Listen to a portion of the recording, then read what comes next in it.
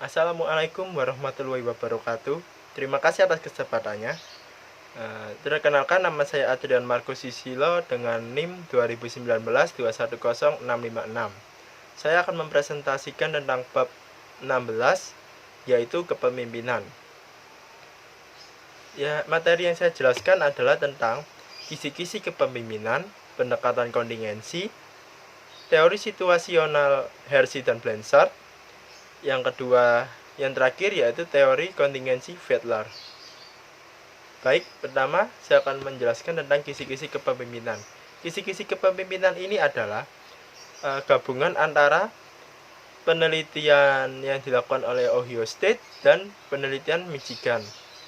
Kisi-kisi kepemimpinan ini adalah teori kepemimpinan dua dimensi yang mengukur perhatian pemimpin terhadap manusia dan produksi. Yang kedua, pendekatan kontingensi. Pendekatan kontingensi ini adalah model kepemimpinan yang menggambarkan hubungan antara gaya kepemimpinan dan situasi spesifik di organisasi. Pendekatan ini mencakup 3 teori, yaitu teori situasional Hersey dan Blanchard, yang kedua teori kontingensi Fedler, yang ketiga mencocokkan gaya pemimpin dengan situasi. Teori situasional Hersey dan Blanchard adalah teori kepemimpinan situasional, merupakan pengembangan menarik dari teori perilaku yang terangkum pada kisi-kisi kepemimpinan.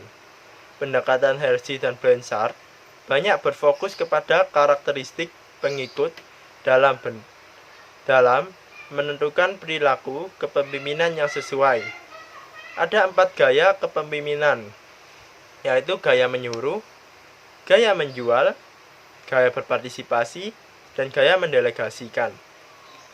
Saya akan menjelaskan tentang 4 gaya tersebut.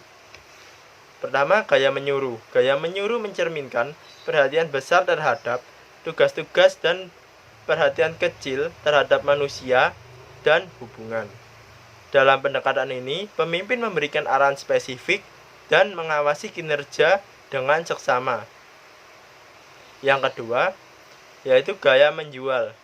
Berdasarkan perhatian besar terhadap manusia maupun tugas, lewat pendekatan ini, pemimpin menjelaskan keputusan dan memberikan kesempatan kepada bawahan untuk mengajukan pertanyaan dan memperoleh kejelasan dan pemahaman mengenai pekerjaan mereka.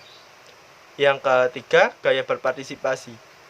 Gaya berpartisipasi ini berdasarkan gabungan perhatian besar terhadap manusia maupun manusia dan hubungan serta perhatian kecil terhadap produksi.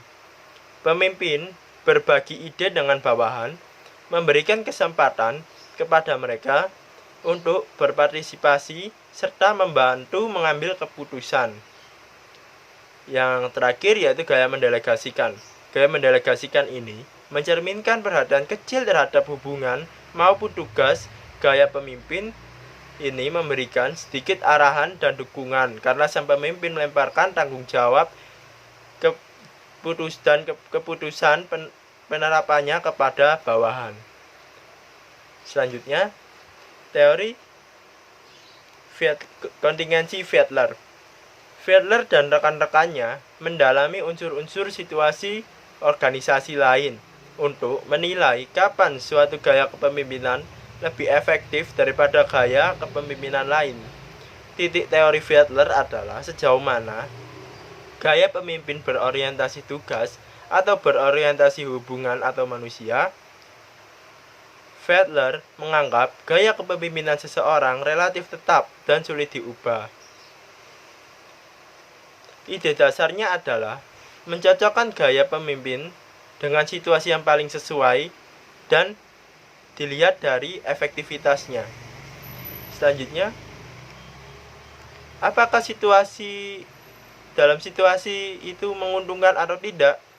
Itu tergantung, yaitu cocok tidaknya gaya kepemimpinan seseorang ditentukan oleh apakah situasi yang ada menguntungkan atau tidak bagi sang pemimpin.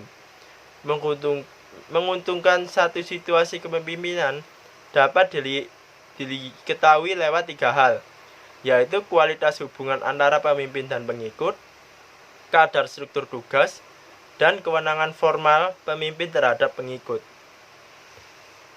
Situasi yang menguntungkan itu bisa kita lihat, itu dianggap hasil bagi pemimpin ketika berhubungan dengan pengikut itu bersifat positif, sedangkan dan tugasnya itu terstruktur dan pemimpin memiliki kewenangan formal atas pengikut tersebut. Dalam situasi ini, pengikut mempercayai dan menghormati dan memiliki keyakinan terhadap pemimpin tersebut. Sedangkan dalam situasi dianggap tidak menguntungkan bagi pemimpin jika hubungan pemimpin dan pengikut itu buruk, tugas sangat tidak terstruktur, dan pemimpin tidak banyak memiliki kewenangan formal. Itu menyebabkan dalam situasi itu pengikut tidak begitu menghormati atau tidak begitu mempercayai pemimpin tersebut. Baik, terima kasih atas perhatiannya. Jika ada salah kata mohon minta maaf, yaitu wassalamualaikum warahmatullahi wabarakatuh.